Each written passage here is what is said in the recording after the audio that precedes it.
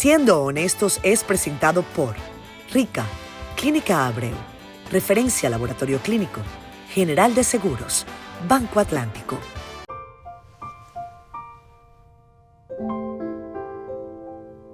Viví 9 meses donde todo era nuevo. Estando embarazada, todo me lo cuestionaba. Quería saber si estaba haciendo todo lo necesario, si estaba todo bien con mi bebé. Y tenía el corazón lleno de amor. Y al mismo tiempo, lleno de dudas. Sabía que estaba loca por ser mamá. Pero me asustaba un mundo hacerlo. Pero todo vale la pena.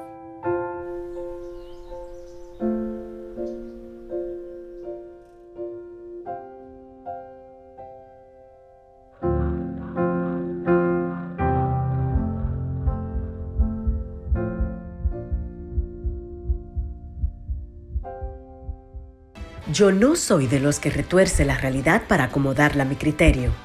Con esa frase se define Juan Bolívar Díaz, una de las voces más firmes del periodismo dominicano.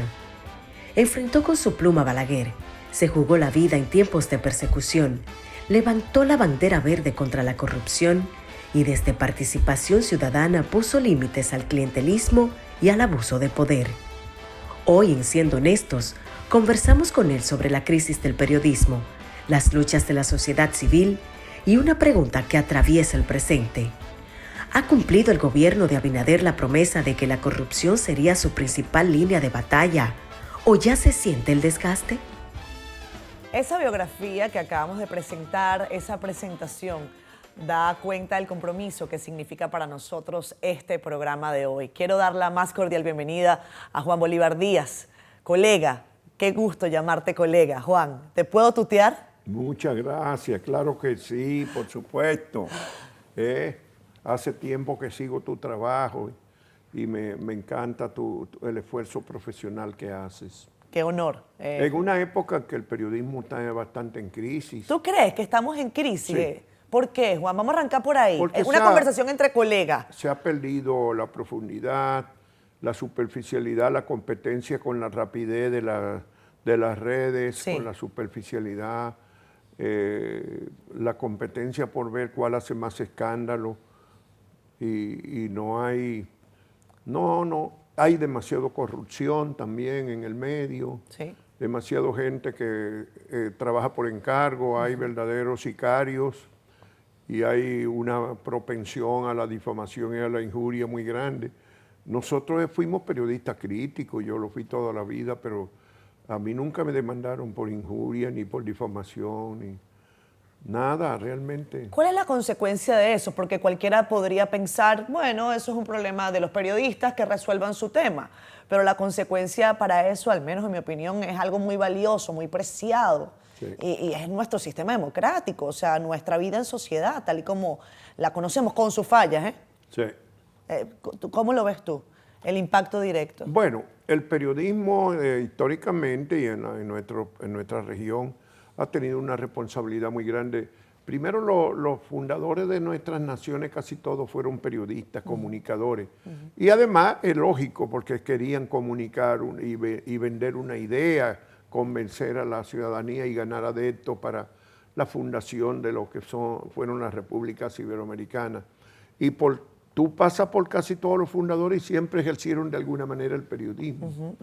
Y el periodismo durante décadas o 2 siglos fue concebido como un instrumento para el desarrollo y la comunicación entre los pueblos y entre la gente y para promover con una responsabilidad social muy grande. Y la comunicación en los años 60 y 70 y 80, por ejemplo, era un valladar a las dictaduras, a la búsqueda de un promotor de libertades. Y ahora pues que se ha perdido un poco de todo eso. Claro que quedan gente de todas las categorías, Claro. pero se ha disminuido. Te sigo en esa idea, pero te pregunto si estos sicarios de la comunicación, si esta gente que trabaja por encargo, como tú bien señalas, ¿son un efecto nuevo, son una dinámica nueva? Porque en República Dominicana hay mucha gente que desde hace mucho tiempo ha estado trabajando de esta manera. Los conocemos, sabemos quiénes son. Este país, Sí. para bien y también para mal, no es tan grande. Sí. No. ¿Cómo han sobrevivido tantos años, Juan? ¿Cómo he sobrevivido? ¿Cómo han sobrevivido estas personas tantos años? Bueno, Al- hay cada vez más espacio para eso, porque es que las redes se constituyeron en un espacio de libertinaje tan grande que Sí. cualquiera dice lo que le da la gana y los riesgos son menores, porque además incluso los gobernantes no se pueden pasar el tiempo haciendo demanda a individuos y aún los que no somos gobernantes, por ejemplo, a mí me hicieron una campaña de difamación en enero, yo Sí. estaba tranquilo por allá fuera del país. Y te sumaste a una demanda, ¿no? Tú estás en la demanda. No, yo no participé, yo participé del impulso, pero los abogados opinaron que no era bueno que yo participara porque iban a utilizarme para darle larga indefinidamente al yo vivir fuera del país, porque iban a estar pidiendo mi presencia. Si yo venía y hacía mi acto de presencia, iban a crear incidentes para hacer que mi viaje fuera infructífero, ¿no? Claro. Y volver. Y entonces yo, mira, eso va a ser una complicación, mejor que tú no participes. Yo le di apoyo público a los demás colegas y colegas. las colegas que fueron difamados junto conmigo. Pero imagínate tú que se difundió por todos los lados que yo era el jefe de la agencia de Estados Unidos para el desarrollo aquí. De la en el USAID. país. Y hasta me pusieron un sueldo, creo que ¿cuánto eran? Creo que $21,000 que yo ganaba. Y yo me puse de buen humor al principio, después me sumé con la molestia de otros y de algunas compañeras que todavía no habían pasado por esas experiencias. Y ya entonces lo cogí más en serio. Pero al principio relajaba porque yo decía que ¿cuándo fue eso? Si fue desde el comienzo de Participación Ciudadana, porque como yo fui fundador de Participación Ciudadana, Sí. eso ocurrió en el 93. Entonces yo me puse a calcular cuántos años era que yo había estado... Devengando ese dinero. ese dinero que no llegó a mis manos. Entonces yo preguntaba, ¿quién carajo lo tiene? Ese dinero mío, porque eran como $800,000 entonces que yo debía haber recibido en esos años. Pero que va, no hay manera de entender, y mucha gente más o menos seria que se suma y repite, Claro. y cualquier cosa que sale en las redes. Pero las redes es una cosa tan increíble que ayer yo vi a la presidenta de México, me llegó a mi celular anunciando la muerte del expresidente López Andrés Obrador. Manuel López Obrador. Y yo cuando la veo en su propia voz, o sea, obviamente inteligencia artificial Un deep para fake, lo le peor. llaman a eso ahora. Ella en su propia Sí, voz y con su figura anunciando la muerte de Andrés López Obrador. Y yo dije, ¿y qué le pasaría? Un infarto. Y entonces entro a buscar la información, pero no apareció por ningún lado que él había muerto. Y ahí te diste cuenta que era una mentira. Pero hay gente, Claro. y Pero hay gente que si se a va. mí me pueden Claro. engañar, imagínate tú al común de A los un periodista que tiene el ojo ya crítico, dijiste, bueno, Sí. ahora sí se fue a la chingada Andrés Manuel López Obrador. Sí. La gente no lo sabe. Y don Juan acaba de compartir conmigo. No, es fuera que del esa aire palabra en México es muy fuerte. Totalmente. Aquí, allá, hice La voy a decir yo chingada porque es lo usted es peor. embajador. Usted es embajador, usted no la Y puede él decir. él decía que cuando terminara se iba para la chingada. Y él tiene una finca por ahí, por la costa del Golfo de México, una pequeña finca de hace muchos años. Y él le puso a la finca La Chingada. Entonces él dice, Ahí me mismo voy se para fue. la chingada. Y se fue y no ha aparecido en la Ciudad de México, ni ha dado una declaración, ni una entrevista. Solamente apareció el día de la votación para la elección de los jueces, que fue a votar donde le tocaba y ya. Y volvió para su chingada y más nunca. Ha decepcionado a todos los enemigos que creían que él iba a ser el rey detrás del trono, que la señora Sheinbaum. Sheinbaum iba a ser una mojiganga y que él era el jefe. No, nada. No aparece por ningún lado. Don Juan, usted tiene una vasta carrera como periodista. Sin embargo, en algún momento de su profesión, usted decidió dar un paso al frente en el sentido de apoyar a un proceso político partidario en virtud de la campaña del presidente Luis Abinader. Hoy, Sí. de hecho, usted es embajador de República Dominicana en México, fue embajador de República Dominicana en Madrid hasta hace pocos meses. ¿Por qué tomar esa decisión, don Juan? ¿Por qué pasar el switch de una carrera dedicada a estar del otro lado del poder Sí.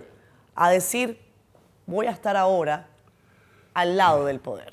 Mira, yo siempre prediqué un periodismo y enseñé en la universidad y en mi vida profesional en infinidad de conferencias y exposiciones, que el periodista tiene que tener compromiso con la sociedad, que nosotros no somos neutros ni independientes, entre comillas, que lo que deberíamos ser y nunca perder es la objetividad, que tenemos que tener posiciones, y yo siempre las tuve.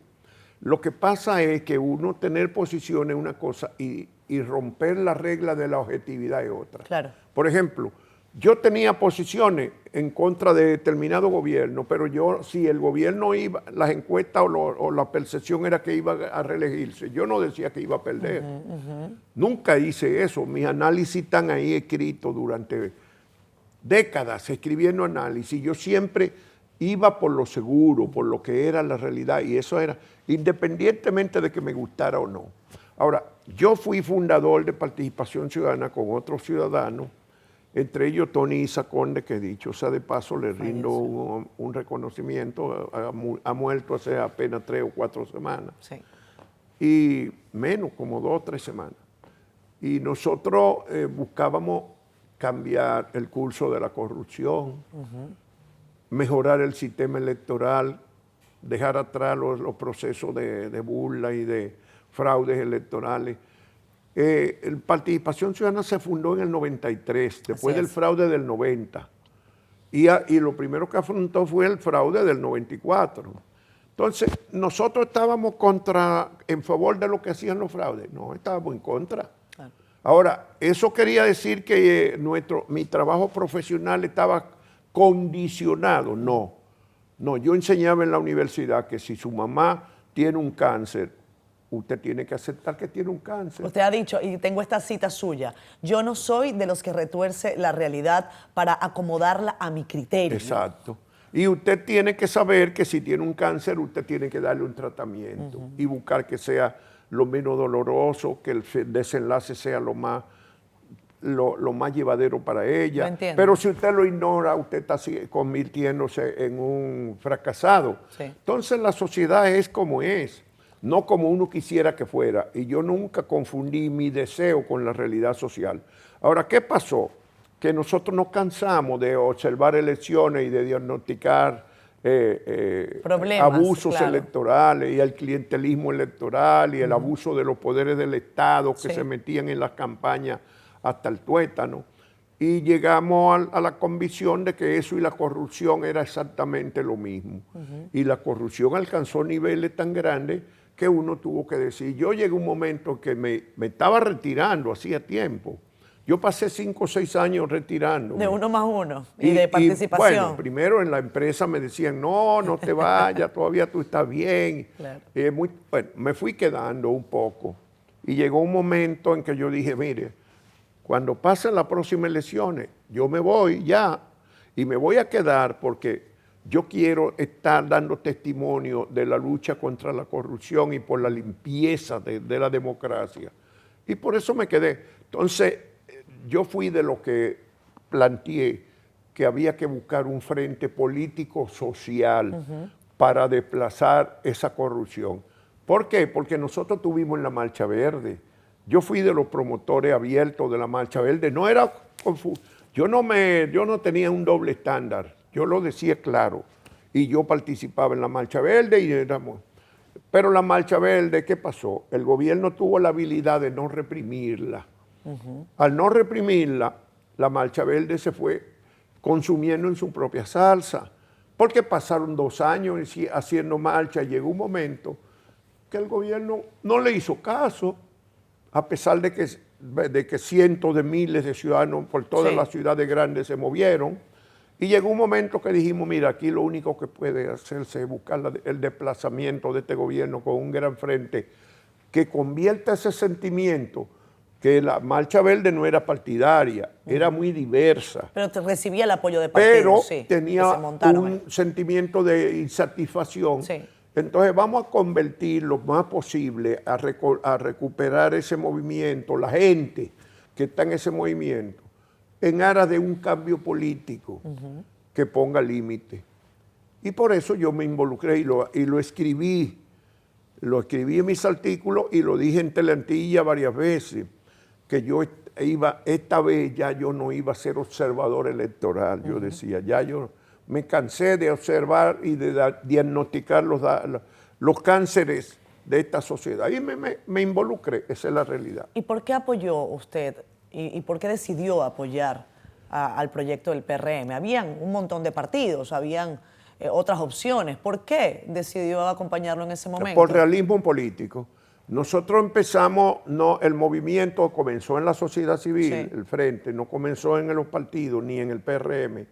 Nosotros fuimos que convocamos a los partidos y convocamos todos los partidos de oposición. Hicimos reuniones con cada uno de ellos, planteando la necesidad de un gran frente político-social para desplazar esa corrupción. Y nosotros no teníamos candidato. Nosotros no salimos a apoyar a Abinader, Sí. sino a buscar una alternativa. Ahora, ¿qué decíamos cuando nos preguntaban al principio? ¿Y a quién van a apoyar? Digo, bueno, eso lo decidirá el colectivo. Ya veremos, lo que tenemos que buscar es quién puede garantizar ese cambio de gobierno, quién puede ganar las elecciones y realizar algunos cambios. Estábamos muy conscientes. Yo, por ejemplo, escribí un artículo diciendo por qué apoyaba a Abinader ya después que lo apoyamos, y yo decía que era más conservador de lo que yo quería, de lo que yo deseaba. Correcto. Pero que él era un hombre que tenía un compromiso contra la corrupción, que planteaba fortalecimiento de las instituciones, del Estado, y que eso era lo que había viable, porque habían posiciones Pragmatismo. de partidos más progresistas, Claro. pero no tenía ninguna viabilidad. Ninguna posibilidad. Don Juan, tengo que hacer una pausa. Cuando regresemos, yo quiero que usted me hable de ese compromiso que asumieron, porque entiendo que también había una línea programática para apoyarle. Esa línea programática, quizás no lo va a decir usted, pero lo podría decir yo, tiene algunas cosas que hoy resultan disímiles o que no se han completado en su totalidad o que se han desoído o visto hacia el otro lado desde la acción gubernamental. Cuando regresemos usted me cuenta si está satisfecho, si usted cree que hay tareas pendientes y cuáles han sido quizás las grandes deudas que les ha dejado la acción gubernamental a ese compromiso con el que esos sectores se sumaron a esa iniciativa que terminó por darle las elecciones en el 2020. Venimos enseguida, esto es Siendo Honestos.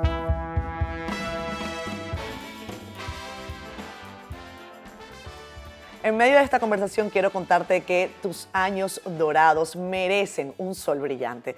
Después de tantos años de trabajo, mereces disfrutar. La renta vitalicia convierte tu esfuerzo acumulado en tranquilidad mensual, garantizada de por vida, porque planear tu futuro es el mejor regalo que puedes darte. Renta vitalicia, General, un producto de General de Seguros, que además te permite estar tranquilamente seguro.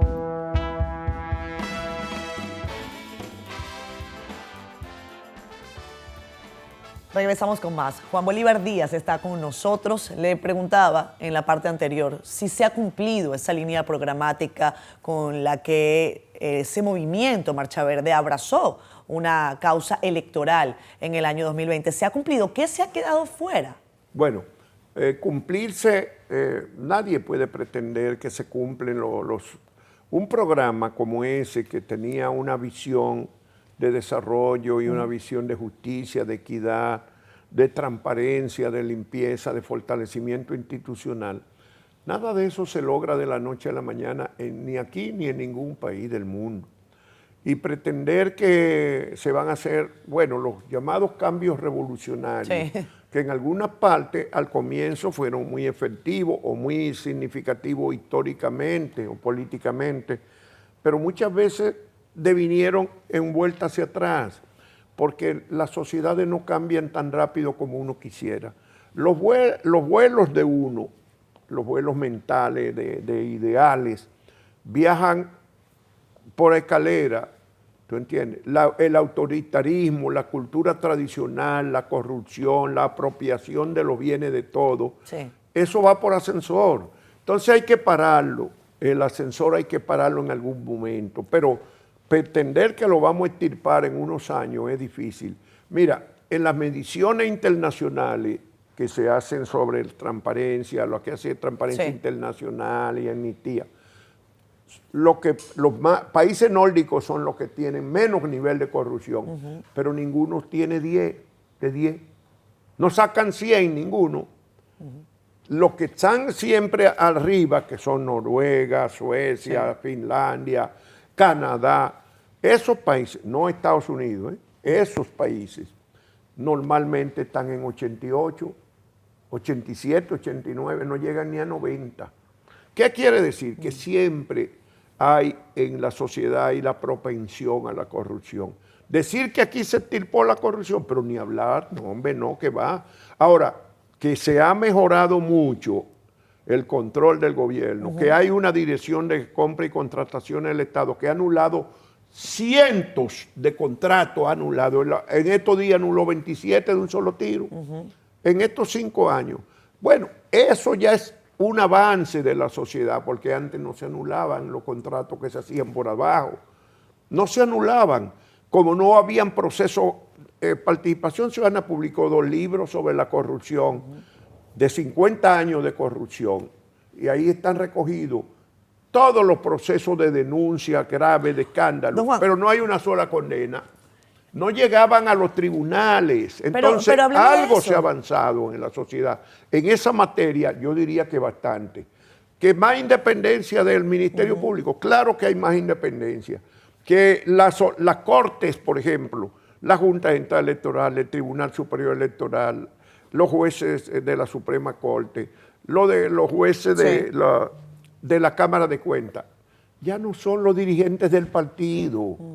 Ah, pero sí son vinculados, son amigos. ¿Y en qué país del mundo los presidentes en Estados Unidos ponen en la Suprema Corte a los enemigos del gobierno? Ahora, una cosa es que pongan a gente amiga o vinculada y otra que manden los dirigentes del partido, porque eso van a ejercer funciones del partido. Como por ejemplo en la Junta Central Electoral anterior. Roberto Rosario fue durante años en la Junta Central Electoral, pero él salió del Comité Central del partido. Ahora, el que está ahora, Liranzo es, ¿salió del Román. PRM? No.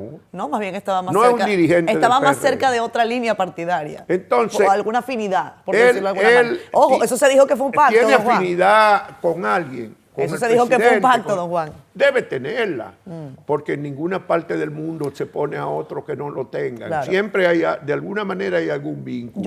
Usted me ha hablado Pero sobre es esto una también. diferencia Sí. importante. Hay cosas en las que quizás no hemos avanzado tanto. Por ejemplo, el Ministerio Público. Sí. ¿Quién era el Procurador General de la República? Sí, un miembro Dirigente del partido, del claro, partido. claro. Por lo tanto, no procesaban a nadie del gobierno. No lo procesaron nunca. Bueno, ahora tampoco procesan mucho, ¿Eh? don Juan. Ahora tampoco procesan mucho, esa es la verdad. Hay Pero- una serie de casos de pero corrupción en el ahora gobierno que no terminan no ha de habido verse. todavía un gran escándalo documentado. Bueno, No lo ha habido. pero yo le puedo decir que, por ejemplo, una amiga suya cercana, doña Milagros Ortiz Bosch, ha llevado junto a Carlos Pimentel una serie de documentos a la Procuraduría General de la República y ha dicho, caramba, investiguen esto. Y es verdad. Y no vemos ese proceso, ese afán. Y es verdad, hay motivo para no sentir satisfacción, Sí. para plena satisfacción, pero también hay una realidad. El Ministerio Público tiene todavía montones de escándalos grandes bajo investigación y no lo ha terminado. ¿No? Y procesos de justicia que han pasado de los 5 años y que la gente Ahora empieza a otra preguntarse. cosa, ahora por lo menos quitan los funcionarios o le piden la renuncia. A mí no me importa nada más que lo quiten. Si hay un caso pesado contra ellos, que los metan presos, don Juan. ¿Eh? Estoy de acuerdo con usted. Ojalá que los quitaran todo y estamos de acuerdo. Es un gran cambio. Pero ojalá que además de quitarlos, si hay una razón fundamentada, en proceso judicial, pues que paguen, ¿no? No, Como yo usted dice, creo, con el tema judicial. ya te digo que yo no creo que hayamos alcanzado un grado No, de... no hemos llegado donde que queremos. No nos hemos aproximado a la perfección, no. Y usted, por ejemplo, hablaba del tema del clientelismo. Sí. Y esa fue una de las banderas, ¿no? Sí. Pero yo no siento necesariamente que hayamos avanzado de manera importante para quebrar el modelo clientelar en la República Dominicana. No, Al el clientelismo contrario. sigue vivo. Estoy de acuerdo contigo. El clientelismo sigue vivo. Ahora, hay muchas insatisfacciones. Los partidos, bueno, como yo no soy dirigente ni militante de partido, porque lamentablemente nunca lo fui. Y digo lamentablemente. ¿Por qué? Porque yo tenía tanta vocación por la política y manejé tanto la política Sí. durante mi carrera de profesional, que por momentos yo pienso que debí haber sido político. Claro que yo cuando me pienso eso me enfrento a una disyuntiva. ¿A cuál? Me hubiese podido mantener en algún partido con los criterios que yo tengo. Sí. O me hubiesen cooptado. También. Me hubiesen podido corromper. Yo digo, no me hubiese corrompido, yo estoy seguro que no. A lo mejor hacía saludo y despedida. Pero me iba a hacer iba a tener muchas frustraciones, porque las maquinarias partidistas son demasiado pragmáticas y están demasiado enfocadas en el gobierno futuro. Por ejemplo, en el partido de gobierno ahora mismo hay 5, 6 o 7 grupos trabajando por las elecciones. Eso le iba a decir yo. Y usted atacó muchísimo el tema de la ley de función pública, Sí. que les impide hacer campaña con recursos del Exacto. Estado. Su tiempo prácticamente. No, y la recursos ley del Estado. electoral también. También. Pero no se cumple. Porque, No se cumple ahora tampoco. ¿cuánto le falta al gobierno? 3 años. ¿Y hace cuánto tiempo que en su partido lo que están es pensando en cómo va a ser, quién va a gobernar dentro de... Cuando faltaban 4 años, cuando empezó el periodo ahora, ya empezaron de una vez. Y entonces, ¿quién va a gobernar dentro de 4 años? No cómo vamos a resolver los problemas de ahora. Y en eso yo con los partidos nunca he estado de acuerdo. Yo siempre he creído que la política no puede ser tan primitiva. Yo abogué siempre por reformas electorales, por ejemplo, una ley de partido que estableciera límites, pero para que se cumplieran. Porque aquí me dijo una vez un funcionario diplomático, hace muchos años, me dijo un día Juan Bolívar, el problema de ustedes es que aquí las leyes son pura sugerencia. O sea, ustedes Es una hacen las leyes y declaración de después no las motivo. cumplen, Es son una- sugerencias. Claro, declaraciones de motivo, como le llamo yo. Declaración de motivos, declaración de deseos. Exacto, propuestas, sugerencias, se sugiere que usted no circule en esta dirección por esta calle, pero hay mucha gente que quiere circular Claro. en esa dirección. Don Juan, usted dice que nunca tuvo un cargo partidario, o sea, que usted no tuvo esa... Pero alguna vez, aunque sea, fue presidente de la Junta de Vecinos. Si fui presidente. Sí, de la Junta de Vecinos. Uy, Yo sé que sí. usted fue presidente del Colegio Dominicano de No, y Periodistas, del en sindicato. los colegios de mis hijos. Pero usted sabe una... Yo fui de la junta de directiva de Esa una- colegios que sin fines de lucro, Ajá. que tuvieron mis Es una hijos. posición difícil. Oh, sí, no. Y en algunas ocasiones, bueno, yo recuerdo el colegio donde empezaron, que era el preescolar que dirigía el Círculo Infantil, Mechi Hernández. Ajá. Y Mechi definitivamente era una educadora que no tenía concepto de empresarial.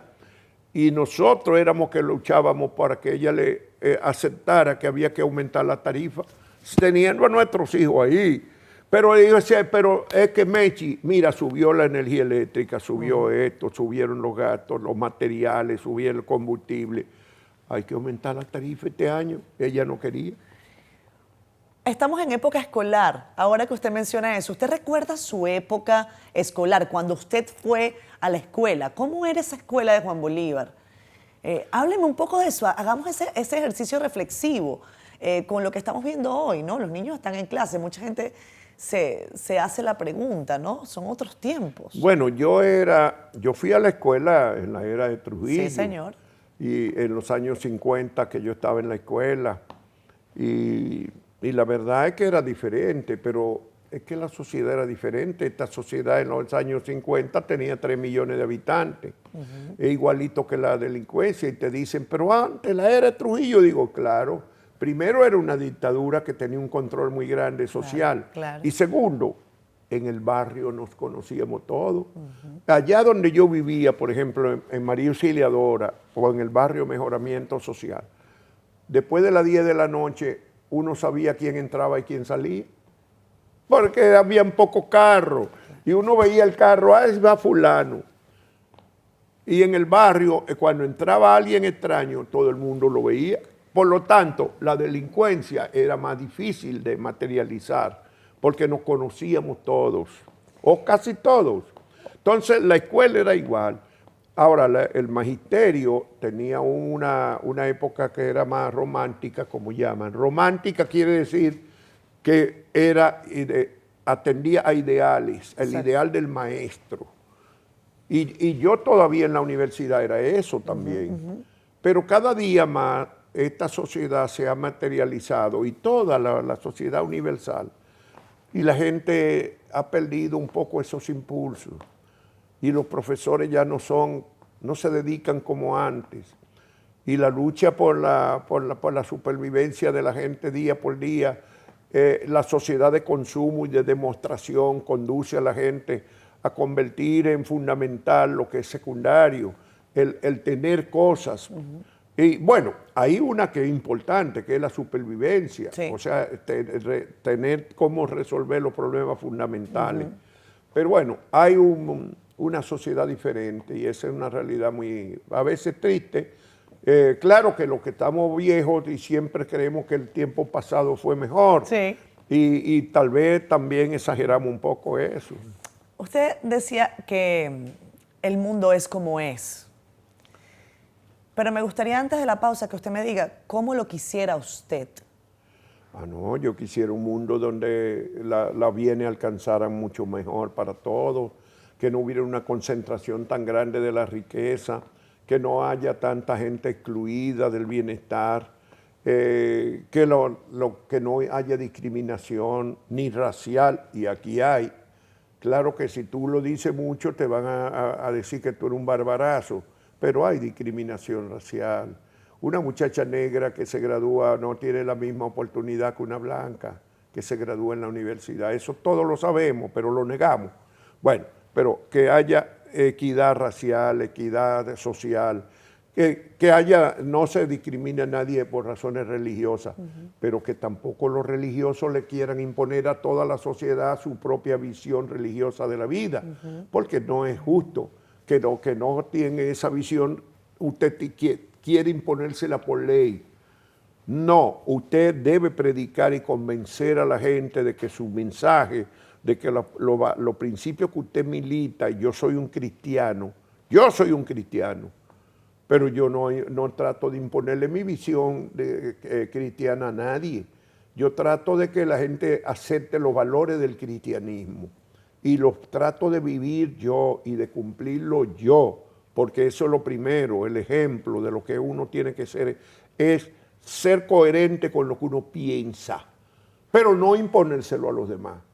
Entonces, una sociedad donde los jóvenes que llegan a la edad adulta puedan conseguir un empleo y no tengan que afiliarse a la delincuencia, porque cuántos miles de jóvenes llegan todos los años a la edad de trabajar y no tienen una oportunidad, o lo que se les ofrece es un salario tan pírrico que no le alcanza ni siquiera para completar el costo de la canasta familiar de los más pobres, o una sociedad donde no hay transporte colectivo y una pareja joven se casa y tienen que estar preocupados cada uno por comprarse un automóvil para poder moverse en la ciudad. Pero hay tantos automóviles y tantas motocicletas que cada día se hace más difícil la sociedad, la convivencia, la circulación. Una sociedad de justicia, donde las instituciones funcionen, donde no haya manipulación, sin clientelismo también. Don Juan, tengo que hacer una pausa comercial. Cuando regresemos, yo quiero que usted me ayude a recordar lo que significó para usted esa pugna, si se quiere decir así, ese enfrentamiento con el expresidente Joaquín Balaguer. Hay material audiovisual suficiente, pero incluso me gustaría rescatar un artículo del periódico El Caribe que narra exactamente qué fue lo que pasó ahí en el Palacio Nacional. Y que usted le cuente a los periodistas de hoy que ese compromiso va más allá de los likes, de los views. Venimos enseguida. Ya regresamos con más de Siendo Next.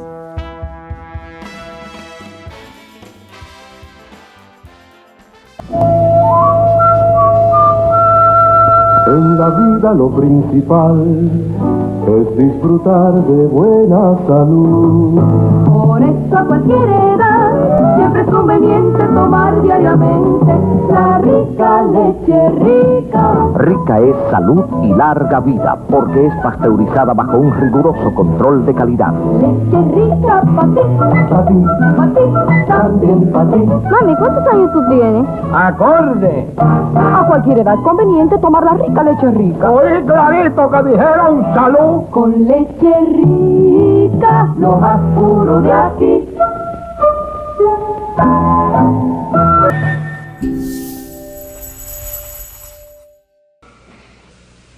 Tiene la palabra Juan Bolívar Díaz por Radio Noticias. Ante la continuación del terrorismo, con la secuela de crímenes, tanto de civiles como de militares, de diversas ideologías, y ante el aumento de los artículos de primera necesidad, como el arroz, los plátanos y la carne, ¿considera usted fracasados sus dos principales objetivos populares? No, considero más bien capciosa la pregunta. No creo, en primer lugar, yo no prometí bajar los artículos de primera necesidad en la campaña electoral de 1966. Si los artículos de primera necesidad han subido ahora, son por factores imponderables. El país ha sufrido una sequía. Si hay una escasez espantosa de plátano, una escasez de arroz debido a la sequía. ¿Y quién puede dominar eso? Se puede dominar por un decreto la sequía. Yo puedo hacer llover mediante un decreto.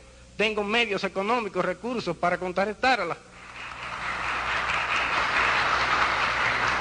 Perdone, hay una pregunta que yo dejé de contestar, la que usted me preguntó, que por qué sigue el terrorismo. ¿Cuáles son los actos de terrorismo que ha habido en la República Dominicana en los últimos días? ¿Cuáles son los actos de terrorismo de que han sido víctimas los civiles últimamente, que se le puedan achacar al gobierno, que se le pueda atribuir un sentido político? Cítelo aquí en presencia de la prensa extranjera. Tiene la palabra otra vez el compañero, el periodista Juan Bolívar Díaz. En primer lugar, usted ha interpretado mi pregunta como una acusación. Yo no he dicho que el gobierno haya sido responsable de esos crímenes. Claro que es una acusación. Yo he preguntado si usted considera que no ha logrado todavía ese clima de paz que usted había dicho, porque hay terrorismo, incluso dije militar. Yo no estoy acusando si el terrorismo lo practica uno u otro sector. Le estamos preguntando a usted ahora si usted considera que esos hechos, yo no sé quién lo promueve, eso no es labor mía decirlo. Yo estoy preguntando si usted considera que esos hechos han perturbado, han impedido que usted cumpla su promesa, nada más. Tiene la palabra, señor presidente. Yo creo que no lo han perturbado, porque la promesa ha sido cumplida. El país goza hoy de mayor tranquilidad que lo que gozaba hace algún tiempo, hace 2 años, antes de que el gobierno tomara posesión. Yo creo que la República Dominicana tiene hoy mayor tranquilidad, disfruta de un clima de mayor tranquilidad que cualquier otro país latinoamericano.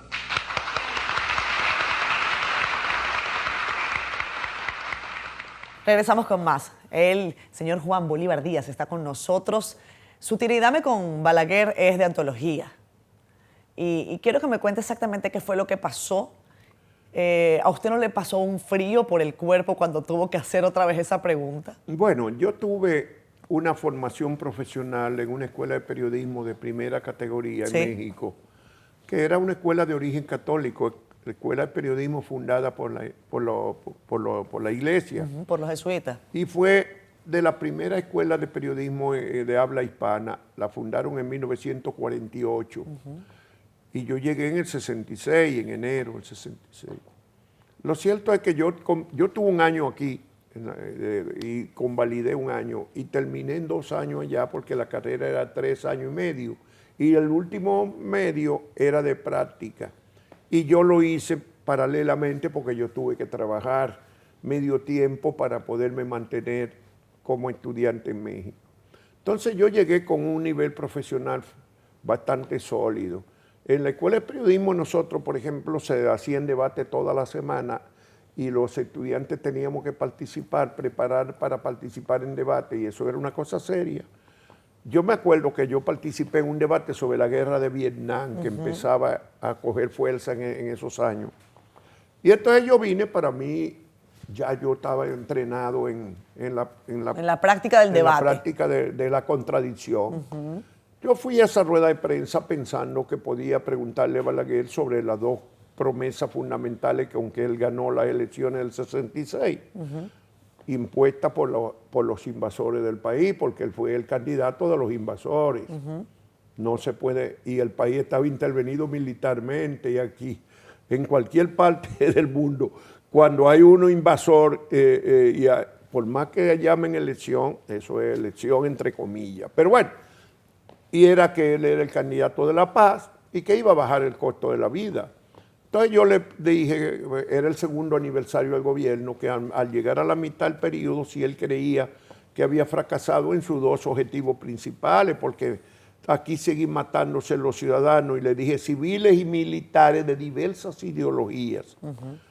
Y por otro lado, en vez de bajar el costo de la vida, ha subido. Y él se molestó. Bueno, él se molestó también, yo creo, porque no me conocía ni nadie me conocía. Yo tenía nada más 6 meses que había venido a México y no me conocía más que mi familia.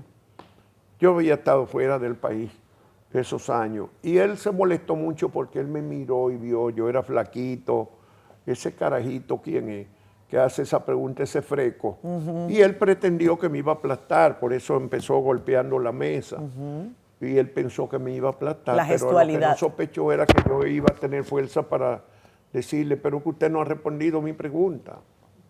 Bueno, eso que está ahí, que miles de personas han visto, que está en las redes, porque creo que eso salió de la violencia del poder, uno de los documentales, que él rescató eso en Radio Televisión Dominicana, pero eso no fue todo.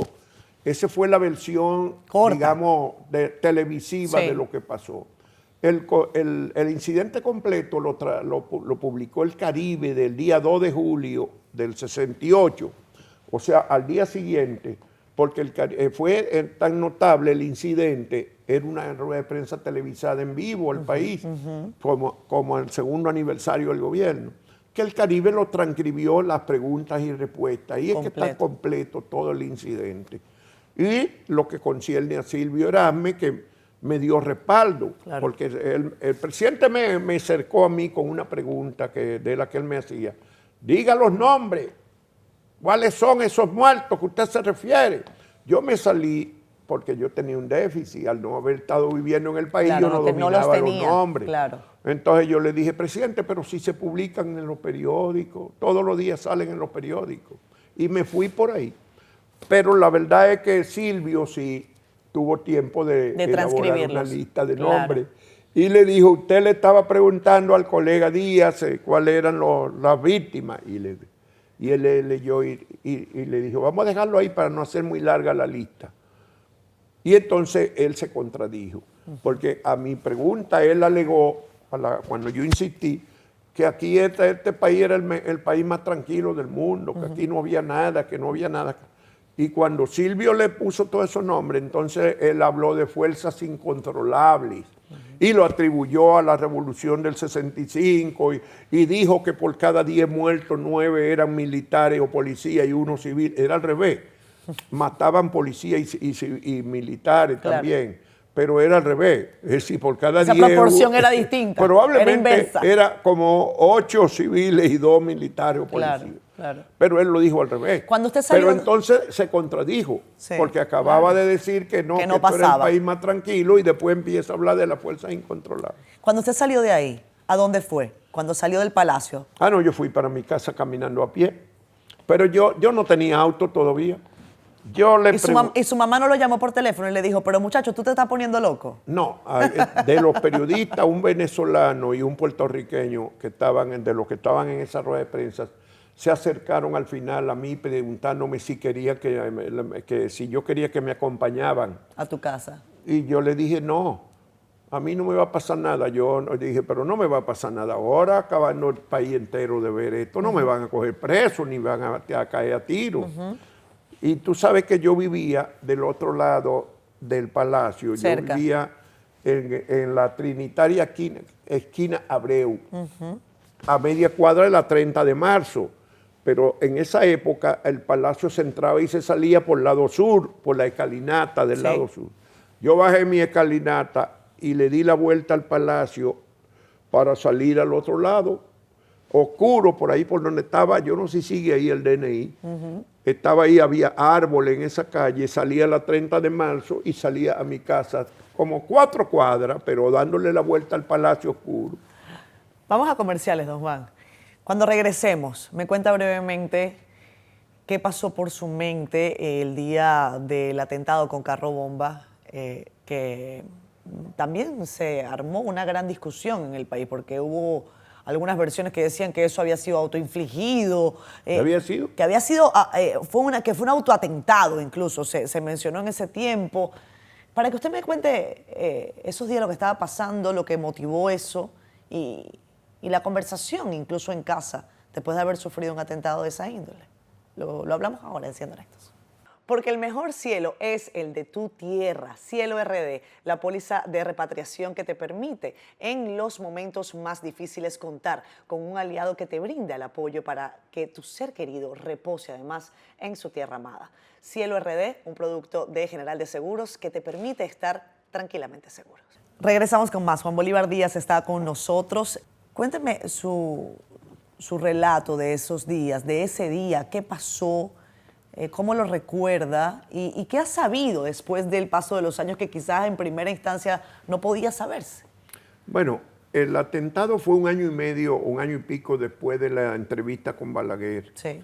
Y a nadie le sorprendió porque yo quedé vetado por los aparatos de represión del gobierno.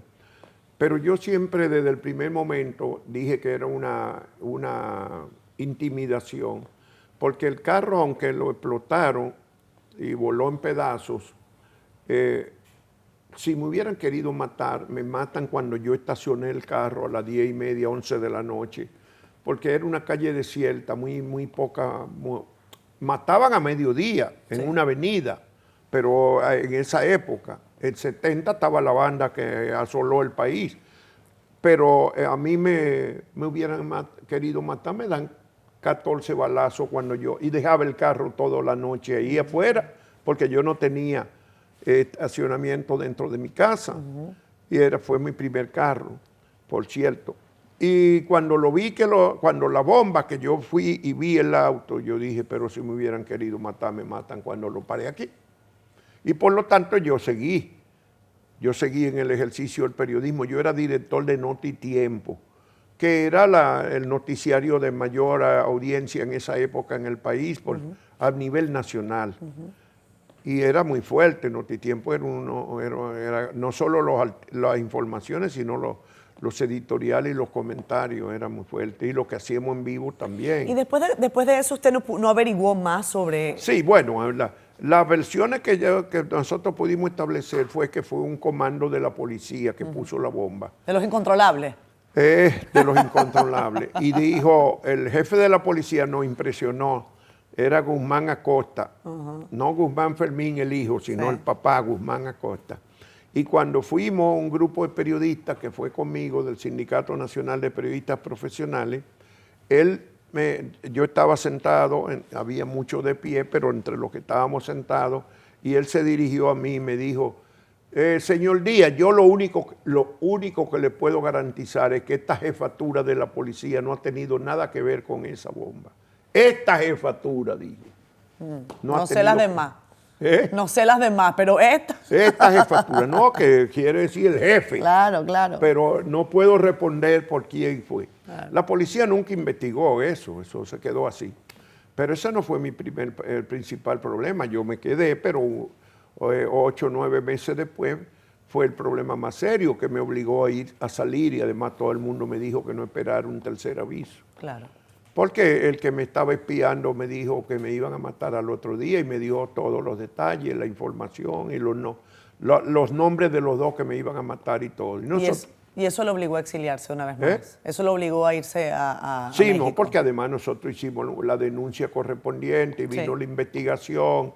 Y desde que me interrogaron a mí, yo me di cuenta que era verdad por las preguntas. Claro. Y después, al final, el jefe de la policía cometió el error de firmar un comunicado tan ridículo, dando por cerrada esa investigación, que es lo que era una autoacusación.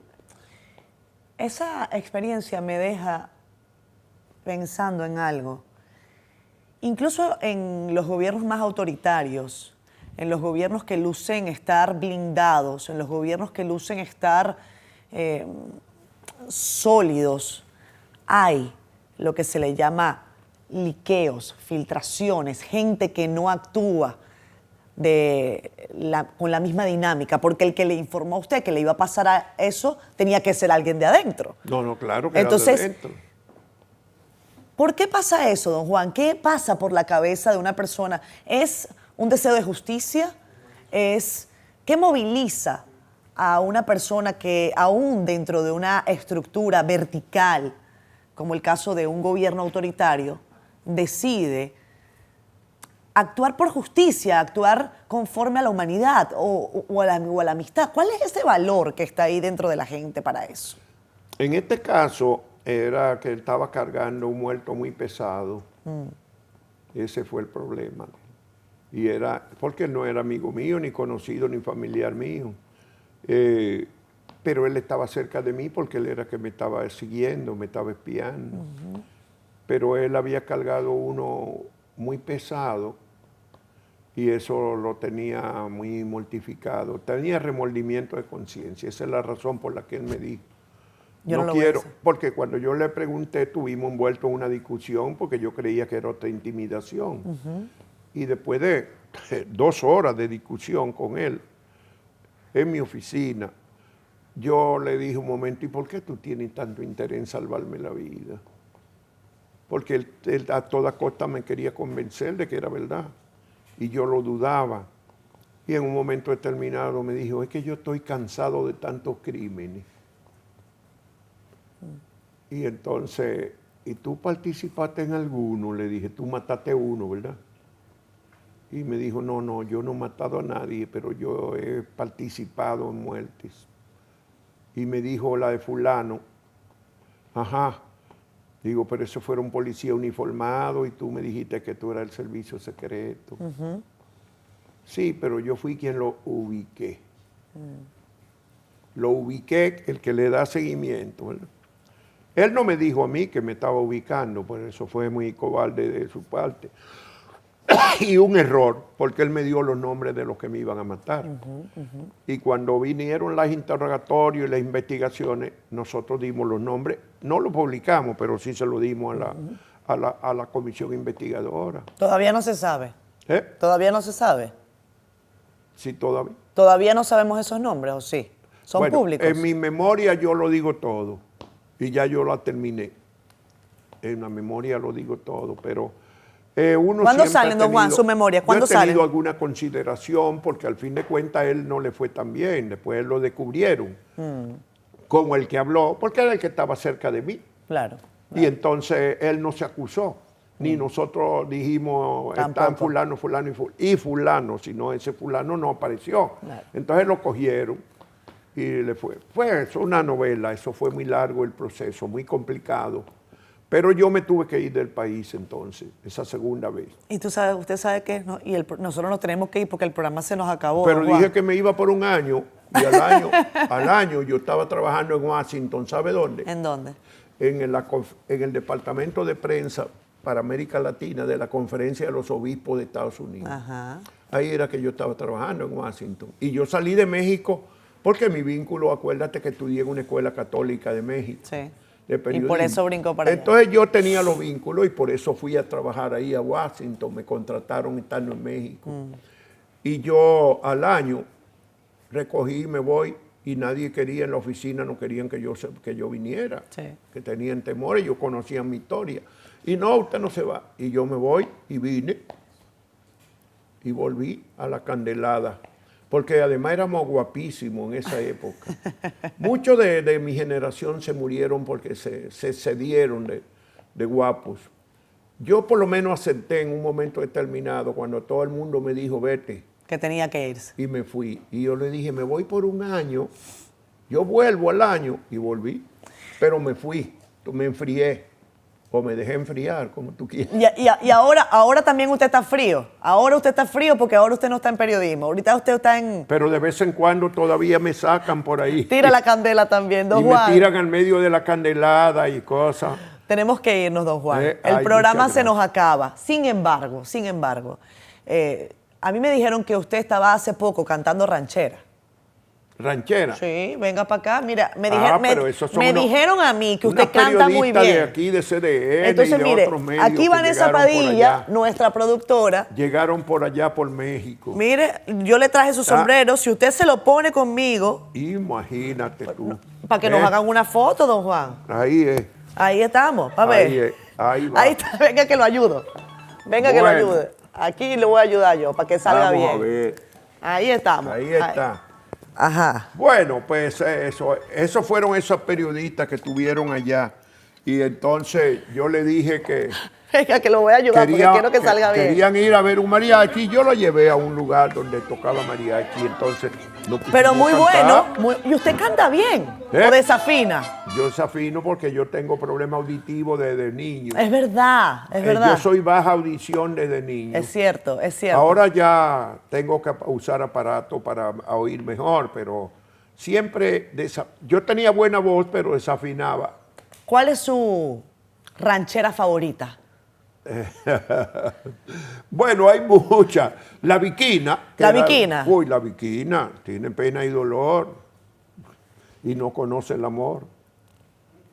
Altanera, orgullosa, pero pretenciosa. Era altanera y orgullosa, sí, señor. No permite la quiera consolar. Estamos terminando ya. Dicen que esto se acabó en Siendo Honestos. Porque yo no canto bien, don Juan no va a cantar conmigo, pero cantaremos en México. Bueno, pues está invitada por allá. México lindo y querido, don Juan. Ay, sí. Cuando llegue. Me encanta verlo con sombrero de mariachi. Y además me encanta que usted se preste para esta vagabundería que prepara esta gente acá. Bueno.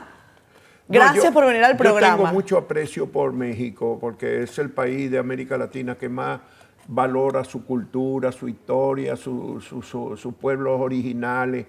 Y además es un país de muchos artistas, no solo de cantantes y músicos, bailarines y danza, la danza mexicana, los trajes mexicanos. Claro. En México es arte hasta el Día de los Difuntos. Y el carnaval. Ya empezaron a vender todo. Y el 2 de, a ver, don Juan, venga para acá. Los difuntos el 2 de noviembre. Sí. Y ya empezó la ciudad a llenarse de cosas alusivas a los difuntos. Y mire lo que yo estoy aquí, y la lucha libre también. Ay, la lucha libre. Y la lucha libre, no lo voy a poner a usted acá a luchar conmigo, porque yo te he dado muchos golpes en la vida. Me llevaron el otro día a la lucha libre. ¿Le gustó? Unos hijos visitantes. Y yo digo, pero me inscribí. Y yo también. Pues es que es un espectáculo. Gracias, don Juan. Y en México es un espectáculo, la lucha libre. Un verdadero. Aquí también lo fue.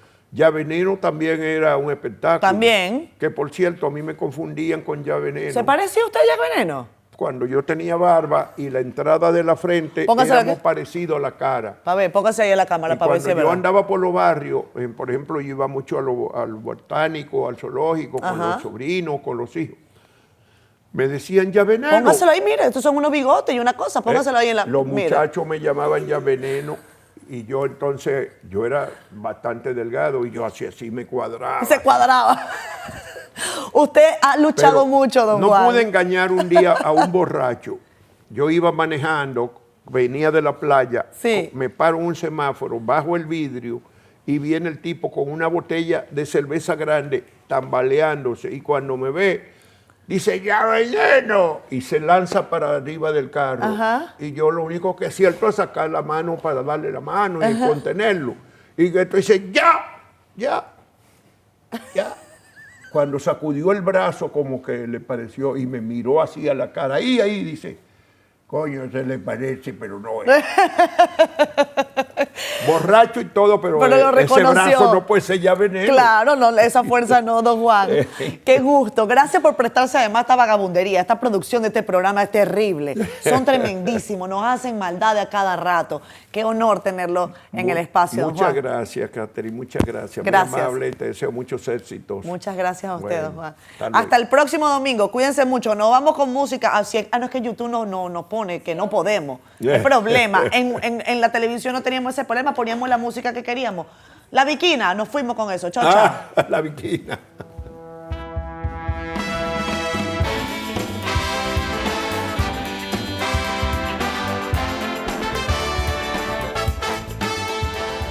Siendo Honestos fue presentado por Rica, Clínica Abreu, Referencia Laboratorio Clínico, General de Seguros, Banco Atlántico. Este programa en la plataforma de YouTube llega a ustedes gracias también al equipo de Miravisión, que son los que ponen el canal como debe ser. Si usted quiere que su canal de YouTube llegue a otro nivel, llame a Ricardo Miranda y a su gente, que ellos le van a dar esos tips que uno definitivamente no conoce y que hacen que la plataforma se nutra de gente linda como tú que nos estás viendo por aquí.